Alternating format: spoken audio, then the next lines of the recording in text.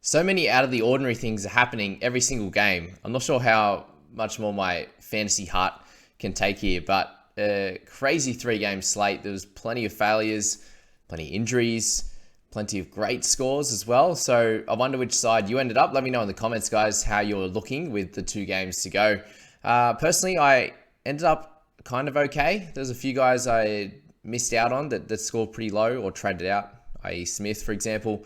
Chance to look star, these types of plays there. Thankfully, was able to miss out on. And then it was happily to watch the Dolphins game, with a little bit more enjoyment. And then the hammer played out of his skin again. So, painful. But anywho, we start with the Roosters and the Warriors. And the Warriors put up a pretty good fight.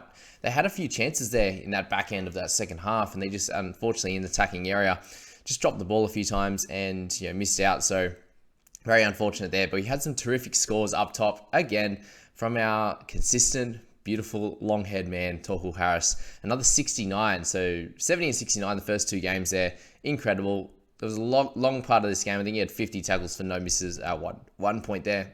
And end up with 60 for 1. So incredible. 74 in base. No attacking stats. Crazy.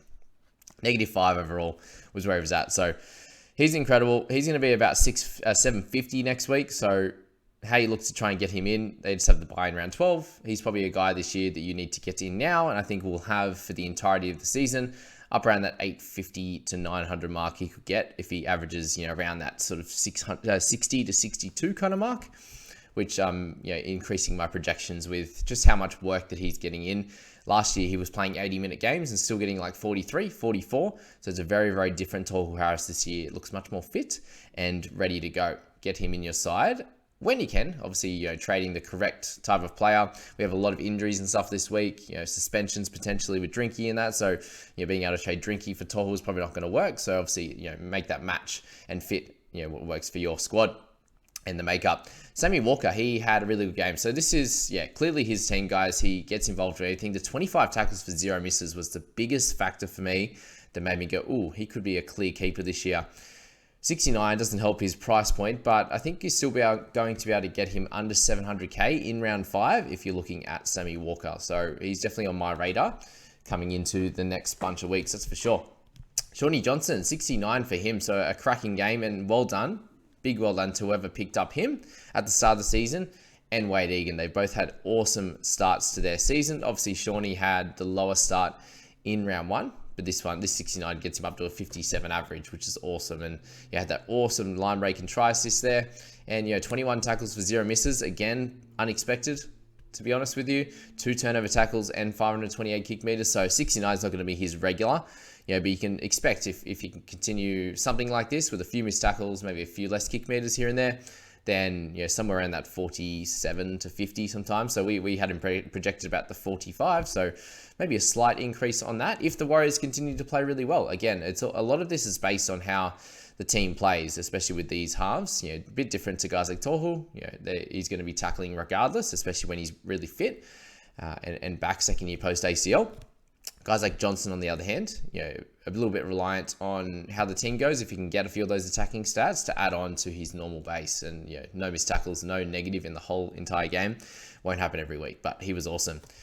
Radin Gore, so he had a terrific game as well, 68 in his 67 minutes. So I wouldn't be rushing to go and buy him, just with a few things happening here. Depends what's going to happen with Jackson Ford, unfortunately, with his HIA, but they have 7 days to back up, so he might be okay. But Nikore there, just a low game in the first one, massive game in this one. Again, very much low on the negatives, just the -3.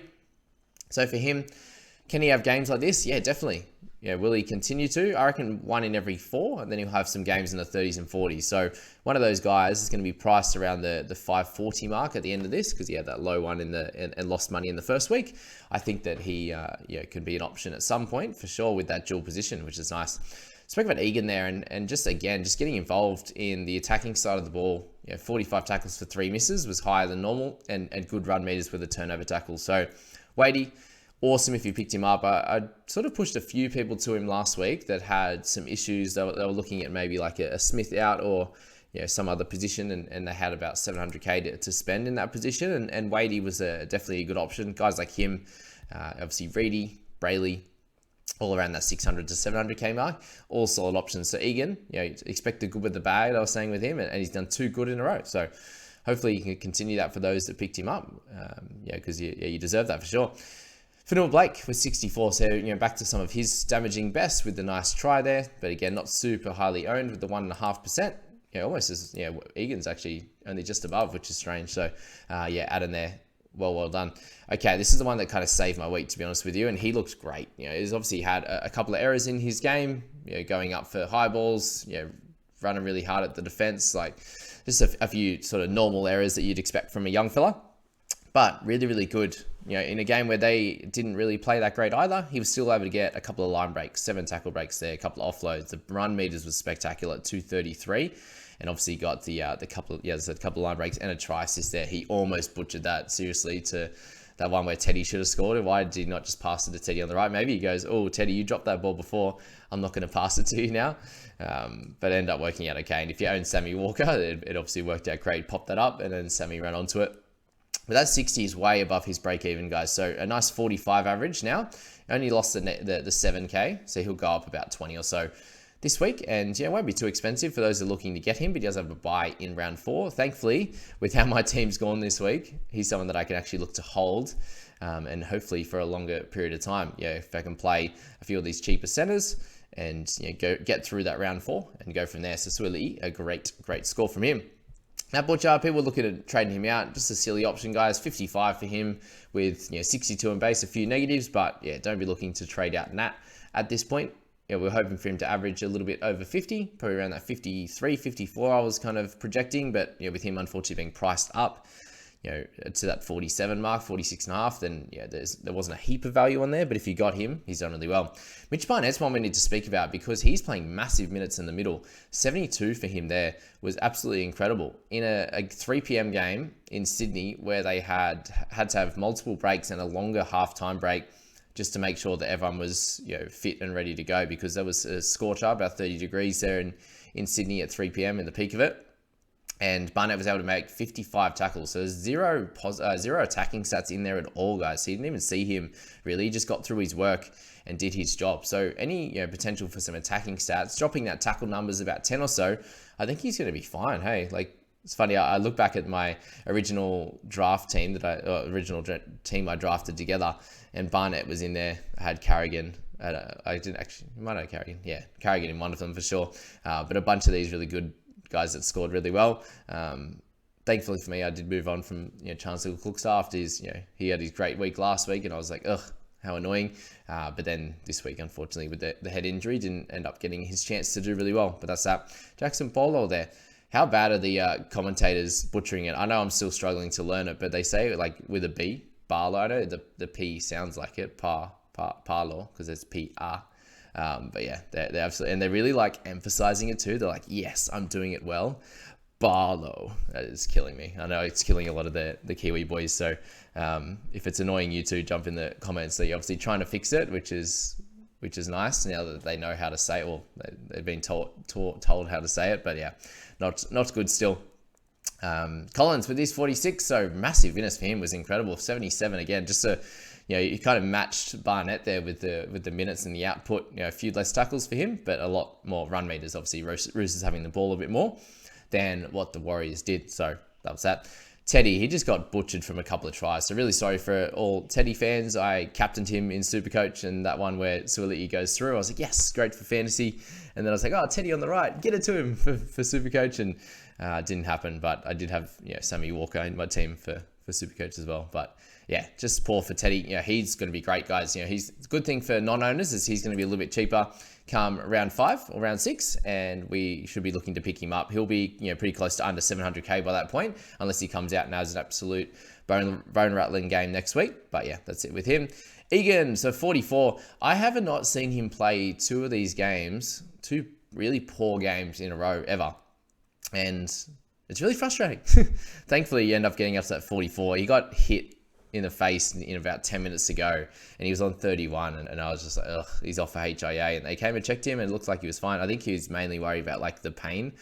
They must have had something wrong with the jaw there, that a bit of a burner or something like that, because he kept playing, and he ended up getting a couple of tackle breaks in one of his runs and making a few extra tackles there. But again, just not going left to him as much in the running. They obviously went right a fair bit, which was good. They've got the split now with Walker being more the dominant half, but Egan there.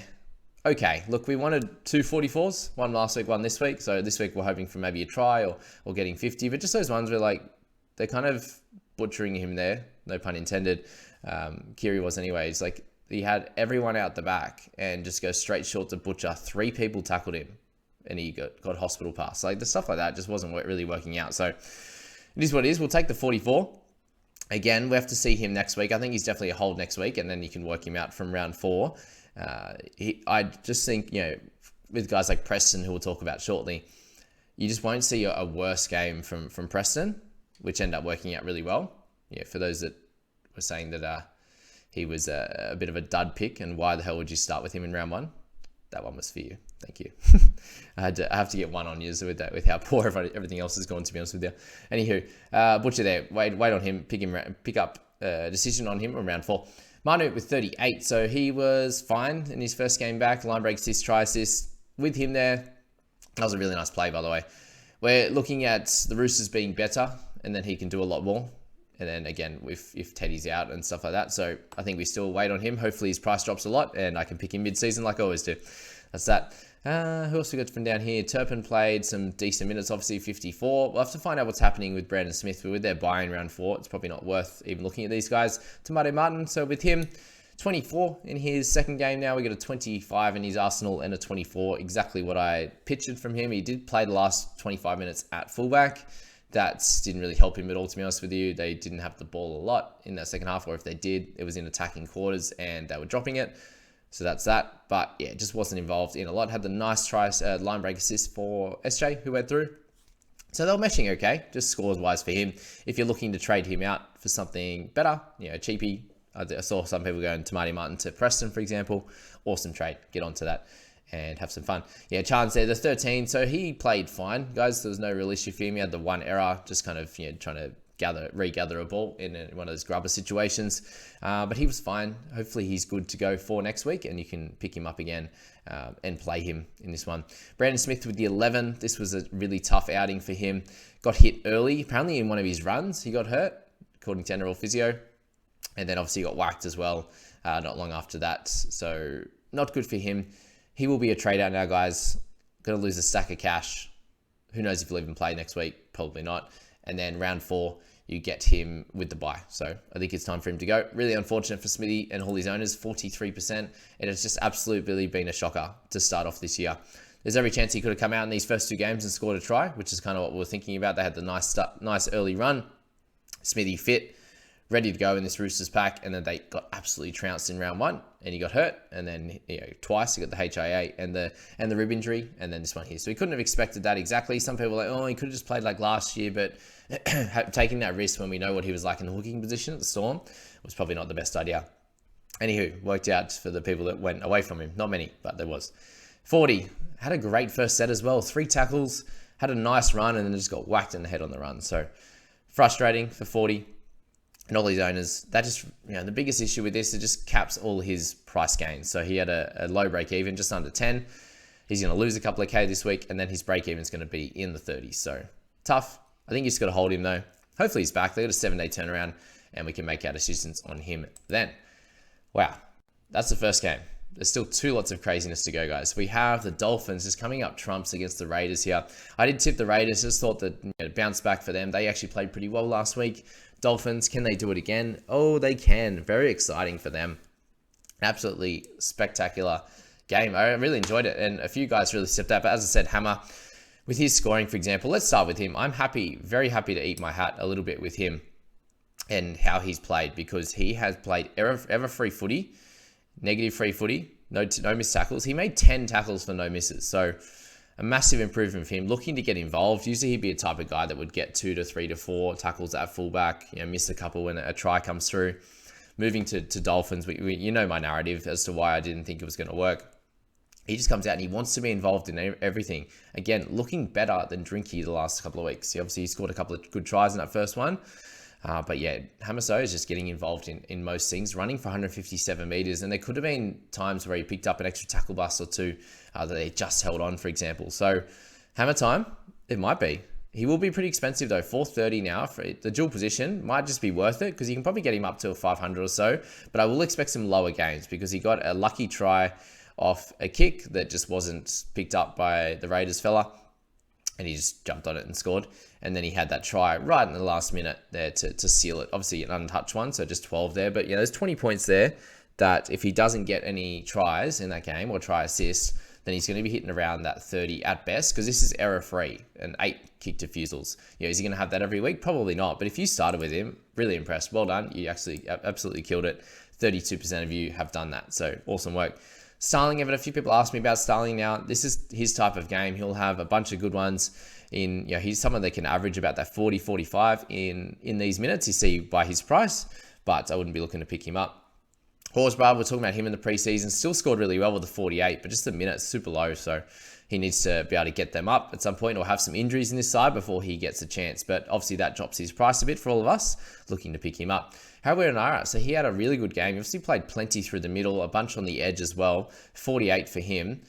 Definitely someone of interest, but again, it's the Raiders, and the only person to look at would be the top guys, and that's who we'll speak about now with Joey Tarpany and Tommy Gilbert. So they had spectacular games, really. For the minutes they're both playing, Gilbert were good minutes in 60, and he got the try as well. But base stats for him were great, 53 total, and this is what we were, those that were looking to pick Gilbert up were hoping for. He looks really involved. He looks really excited to be there, and energy-wise is showing that. And Tarpany, 47 minutes again, so those low minutes that he happened to like last year. This is why I didn't start with him, guys. It just kills me too much with how many minutes he spends off the park, and then he comes on, he has to go absolutely nuts to be able to get to those 50, 60 average points.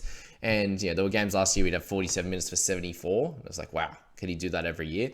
And he's one of those guys that can do really well. He has one offload, he had one tackle break and one turnover tackle, but 53 in base in 47 minutes is just crazy. To have only the one tackle break and offload, to have no negatives, awesome for Tarpany owners. And a few people were looking at trading him to a Carrigan or something. Yes, that would have netted you some good price rises and stuff like that this week, but Tarpany will be one of those guys that averages 55 to 60 pretty comfortably, especially when he has some games where he gets bigger minutes. There will be games where he gets 55, there'll be games where he gets 47 here. So you got to take the good and the bad. Yeah, Gilbert, just awesome for him as well. Okay, let's move down. We've got guys like Sean O'Sullivan and White in there who are interesting players, and then we'll get to Nichols and Gula there. So both those guys getting 41. You got Sean O'Sullivan there. Unfortunately got the sin bin, which wasn't great. But yeah, 26 tackles for him, 420 in the kick meters and 80 run meters total. That's a lovely 48 in base. And then to go along with a couple of try assists there. So he will be fine. I think he'll be able to average, like we spoke about, around that 50 mark week to week, especially if the Dolphins can continue to do well. And he could be, again, an option at some point with a guy that's not going to be playing Origin, but we do need for him to score a few more 40s and then try and start to explode a bit when we're looking to pick him up. White, not really fantasy relevant, but he was nice, moving left to right there, doing a good job there. Solo, he did a great job at 41 in his 41 minutes. So again, we should have Josh Papali'i back. So what happens with these two guys? If you started with him, you got a few price rises, which is good. There are 3% that did. Awesome work for you. Levi got 55 minutes in this one, so he played. Him and Starling didn't just switch between each other. So that was good news for owners of these types of guys. But Levi, 4% owned. You'll take that 40 for sure, but he obviously didn't. It's not going to break the bank for you overall because he's averaging 34.5 across the first 2 weeks. But if you can continue that, then he's going to be cool. Bromwich Kafusi had Sullivan's. Tomoko, 37 for him, so 31 average, price of 454. Not good at the moment, but we'll keep an eye on him for sure. Sorry, got to get back to Nichols at 48 and Gula at 42. So what about Nichols is slowly becoming a keeper somehow? He moves to the Dolphins, 50 minutes in both those games. He even had a HIA, I believe. But to come out and get 48 in base again, is he sneaky becoming a keeper? So if you picked him up this week, you're really happy. 4% owned. I think he can continue doing a lot of this work. Like, not much of this is attacking stats, just him working hard, running hard. He seems to get 10 plus meters every time he gets the ball. So Nichols, great work from him. Emre Gula, so he's averaging 49 now at the 403 price point. So if you started with him at the beginning of the year at the 470 mark, then he did a great job and he'll make some extra cash again this week. So well done to owners of him. We then go down the line and we've got Teague, who had a really nice game, guys. 43 minutes there, 35 points. So most likely just covering for Ray Stone. So I don't think he's going to be an option over the next few weeks. But if we find out if Stone's injury is worse, then you might be able to look at him. Fogs, for those that started with him, I know there's a couple out there, not heaps, but 0.5% ownership, a 34 for him as well. Just a very slow start to the year. No attacking stats at all. He's looking fine. 22 tackles for 1 miss kind of just saved him, but less running meters than others, less kick meters than others. Just not really what you want from him at the moment. That's for sure. Is he a trade out? Probably not, but you're going to lose some cash for sure over the next few weeks. So frustrating. Mariota, 34 in his 24 minutes was great. Yeah, again, not super relevant. Obviously owned by 1.5%. We've got Marshall King with the 33. So for him, not his best game either. He had the sin bin as well as Sean O'Sullivan. So tough for two of your main playmakers to go down, and they still could get a win. So incredible. Well done, Dolphins. 41 tackles for him, 53 meters, plenty of negatives, and no attacking stats. So he'll be fine, guys. He'll get back to that 50 average, which he is at the moment. Isaiah Katoa, 31 for him. So he was much better and put on that final try for Mr. Hammer. So yeah, really, really good efforts from him. He'll come out of this with a lot more confidence, and I think he'll be able to do a good job going forward. 30, is this what we expect from him? I'd say so. 20 to 30 pretty regularly. But yeah, he'll start to make a little bit of cash now rather than losing 7 and being down in the 220s. Harley Smith-Shields, I think he's just going to be safe, guys. This was a wet game. Just be aware of that. If you didn't watch this one, it was raining for most of the game. So as a center to have pretty well no negatives, just the 1 penalty, 120 meters, 12 tackles for no misses, couple of tackle breaks there. He was great. And if you own him, he's going to start to make a little bit of cash. And I think he's safe to play. We'll see how guys like Talau go today, but obviously Alamotti is now pretty safe to play as well. So that's that. Asako, those that picked him up last week, he had a 27. So yeah, this was expected. This is the type of player he is. Going to be up, down, depending on how they go. Okay, as well, Hudson Young, 15 and 70 minutes. So he's going right down. He's going to be like 680 after this and going to continue to slide. So he's going to be one to look at as well. Maybe post their buy for sure. All right, this is one I wanted to speak about for a little bit. Lemilu. Wow, 20 minutes. Yes, he did cop a HIA and didn't come back. Yes, I know that. But he was one of those guys that he wasn't even going to get the big... He was going to get 40, 45 minutes anyway. So not super exciting if you're looking to pick up a guy at 430k who's going to play 45-ish minutes, maybe 50 if you're lucky. He obviously got 50 last week and absolutely dominated. But when they don't have the ball in hand, he's not going to be able to get those big runs that he needs to be able to score really well, get those attacking stats. And you're basically hoping that he gets attacking stats every week for him to do well, and it just obviously didn't work out. And yeah, even I would say someone like Hammer would have been the safer pick than Lemilu. So that's that on that one. Okay, let's go to the last game, guys. There's so much analysis here.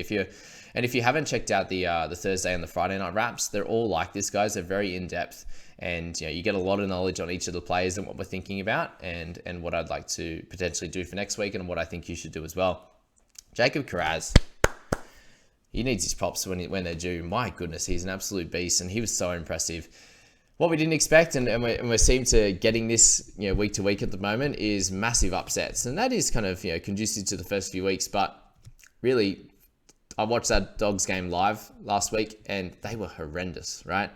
They then come to Melbourne and play amazing, and Storm weren't great, to be honest with you, but the Dogs were awesome. So very exciting for those guys in your team, like Alamotti, like Perham, these types of guys. They may not be a clear trade out now. Obviously, Alamotti we weren't, but like Perham, we're looking at, oh yeah, you could trade him out if you wanted to. You could go straight to Carr, right? There's those kind of options there to make some cash. But yeah, they're going to be fine now if you own him. If you own them.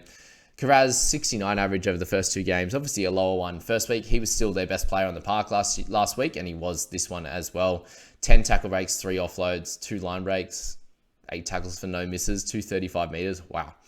2 tries to go along with it. He was incredible. Guys, look to get him in your side at some point this year, because I think he'll be a keeper in that wing fullback position, even though he's a a winger. We've seen it with guys in the past that have come out and done it. The Mansours of the world, the To'os, they have their seasons. This could be Carraz's season where he averages 50, 55, but we'll find out a little bit more over the next few weeks. Jerome Hughes looked much better running this show. He looked great running the footy, kicking obviously as well. Three penalties, not good, but 2 line breaks to try.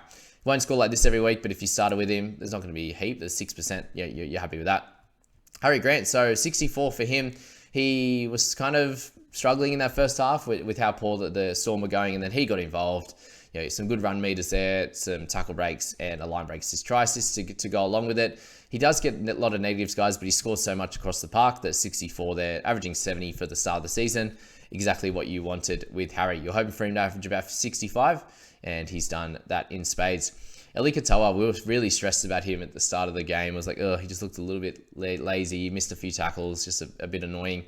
And then he ended up with 3 line breaks. So again, he just seems to run that really good line. They had a couple of long passes to him. He just hit it at speed and went straight through. Could have been even better options if they had someone streaming on the inside that he could get the ball to. There was one that he got it back to Meany who dropped it, but it's what it is. But 3 line breaks. Obviously, it wasn't a lot of them were untouched, so no extra stats there. But 3 tackle breaks, 3 offloads, 160 meters, 24 tackles. You take that every day of the week. So good stuff. Eli Katoa with his 63, he now makes a bunch of price rises, and if he can continue to average 50, he's got 250k in price rises. So can he do that? Probably not, but a 45 would be nice. I'd take that every day of the week. Jacob Preston ended up going off right at the end there, but 76 minutes for him, 62 points. He was on 66 overnight, got downgraded. But I did not play him. He's in my emergencies, guys. There was too many other good options, to be honest with you, and even Jackson Ford was a great option. Yay! But Preston, happy with his price rise now. He got up about 50 or 60k there. 62 points. They went right to him a lot. 39 tackles, 2 misses, 2 errors in there. He did have as well. But 50 in base. So this is what I was expecting in round 1. Obviously not this score, but in those minutes that he got, that he would be able to get like a 35 or 40 pretty comfortably because he is a good player. He showed that last night. He did not show that in round 1. So for those, those that were hating, he did a great job. Everyone's going to look to get him in their side next week, and when he's owned by 14%, that's a lot of good players and a lot of guys that are a fan of the Dogs or just wanted a cheap guy. It was 230. So percentage wise, not a heap that own him. Maxi King, I'm really impressed with him, guys, and I spoke about him as being a clear option as a gun mid this year with Thompson out, TBJ out as well. But 55 minutes for him is going to be stock standard, and I expect him to average just over 50 for sure in his games on the park. So Maxi King, great work. Reid Marnie, again, involved in everything. Did get a try assist there, 44 tackles, getting a couple of offloads in there. Just wasn't happening last year. I'm so frustrated. So frustrated with him. But 62.5 is his average now across those 2 games. If you started with him, there are a chunk of you at 10%. Well done. That's all I can say. Welchie, 54 in his 62 minutes. So again, got really involved in the minutes that they gave him. Again, a few offloads there, a few turnover tackles, 48 in base. Great work. Will he average 50 going forward? Might have to be honest with you. 50 on the dot or 48, something like that. But again, he's going to be priced a little bit higher again, but he's priced up for that. Nelson, unfortunately for him, did get a try, but 31 minutes, maybe a PCL strain. So that means he could be out for about a month, which means Welchie is just even more important, and potentially a couple other forwards, guys like Tarek Sims and stuff, that we were worried about them coming in and taking some minutes off our boys, Liero and Katoa. Probably isn't going to happen now with Nelson going to be out, so good for that. Bad for Nelson owners. Thank goodness for you guys. He did pick up the 53. You'll make a bit of cash, and then you can move him on if he is out for that month. Avery played a much better game. I'll tip my hat to him as well. He was, he's been pretty poor in the centers of recent time, but he got a real cheeky, easy try as well. So good stuff, Avery owners. King back down to earth a little bit. Still a 49 in 63 minutes. Plenty of work through the middle. 47 in base. Did his job. Ryan Sutton as well. I was happy that he wasn't getting massive minutes, but for those that did, he ended up getting a nice bump overnight. 4 tackle breaks, 90 meters, 37 tackles. He seems to get involved in everything when he is on the park. So he's someone that I still think has a little bit of value, guys. If he averages 48 from here on in, he's going to get to about 660, which after this week, he'll be about 525, I'd say. Maybe 530. So you've got another sort of 130 to make and some good scores from him. And he has a buy in round 13, so you could move him on from there. So there's still value in picking up Sutton for points and his cash there. For Talamarina, 47 minutes, mainly through the middle there. Preston played on his right edge, which was great for Preston owners. Not going to be amazing for Raymond, to be honest with you, so we'll avoid him. Alamotti also worked for him. Of course, I ended up deciding to play Talau against the Knights, who looked to be pretty poor, over Alamotti against the Storm.